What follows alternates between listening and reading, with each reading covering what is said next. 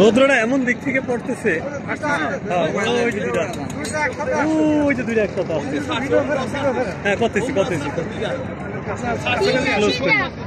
রৌদ্র উল্টা দিকে তো ভিডিওটা। এই যে দুইটা একসাথে আসতেছে। এই যে মোবাইলে দেখেন, এই যে দুইটা একসাথে, এই যে সামনে দুইটা একসাথে দেখছেন।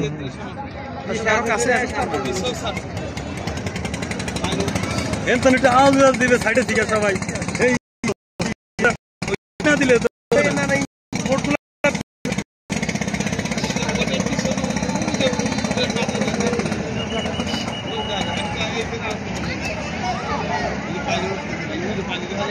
মানুষ কি পরিমাণে ছেড়েছেন কই নামছে। ওরা কিন্তু অত ভালো দেখতে পাচ্ছে না, আমরা পুরা ভিউটা পাচ্ছি তো।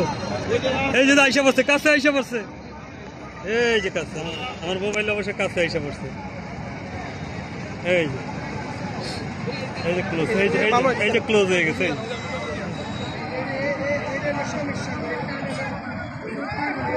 ওই যে সমান ভাবে আসতেছে দুইটা, দেখছেন?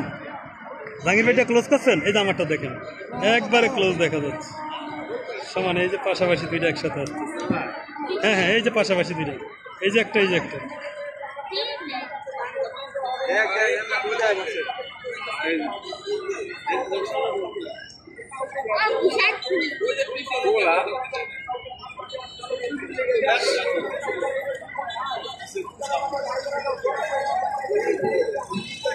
এই যে সমান ভাবে আগাচ্ছে। হ্যাঁ, এই একটা ভালো ফাইট হইতেছে। সর্বোচ্চ শক্তি প্রয়োগ করতেছে দুই পক্ষে, কারণ এরকম হলে কিন্তু শক্তিটা বেশি খরচ হয়।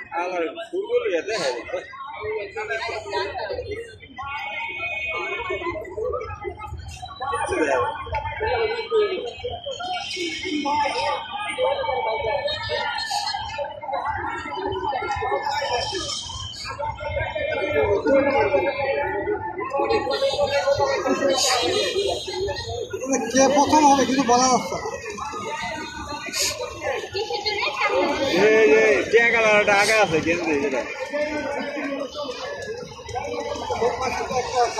একটু আগায়া, তবে কাভার করার সুযোগ আছে। এই যে বা দিক টান দিতেছে।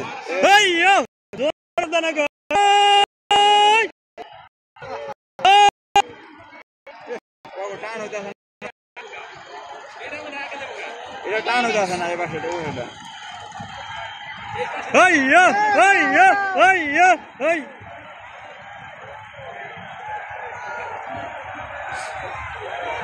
সেই রকম হইতেছে, সেই রকম।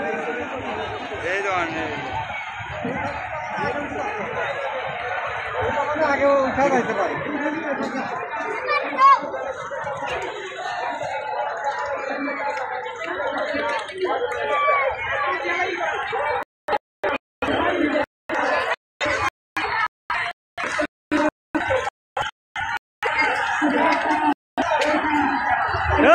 জোরে থাকতে হবে।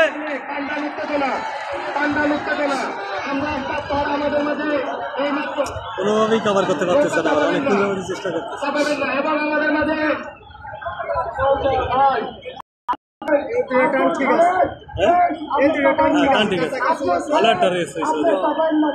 ওরা চেষ্টা করতেছে, ওদের বইটাটা একটু স্লো, মানে একই সাথে হচ্ছে না। বইটার গুলো ভিন্ন ভিন্ন টাইপের ই করতেছে, টাচ করতেছে।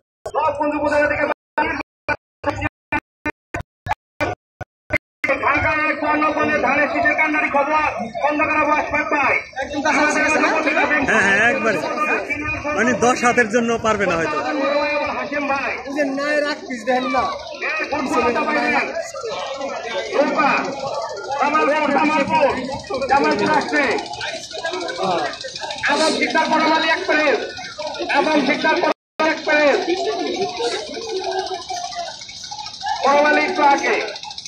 আমাদের মাঝে সেই মাত্র উপস্থিত হয়েছেন অনুষ্ঠানের প্রধান অতিথি ঢাকা জেলা বিএনপির সুযোগ্য সভাপতি নবাবগঞ্জ উপজেলা থেকে বারবার নির্বাচিত চেয়ারম্যান, আগামী দিনে ঢাকা 1 নবাবগঞ্জের বিএনপির কান্ডারি শ্রদ্ধাভাজন বড় ভাই খন্দকার আশফাক ভাই, ঢাকা জেলা যুব দলের সিনিয়র সভাপতি আবুল হাশেম ভাই, নবাবগঞ্জ উপজেলা বিএনপির ভারপ্রাপ্ত সভাপতি জনাব ডাক্তার আব্দুল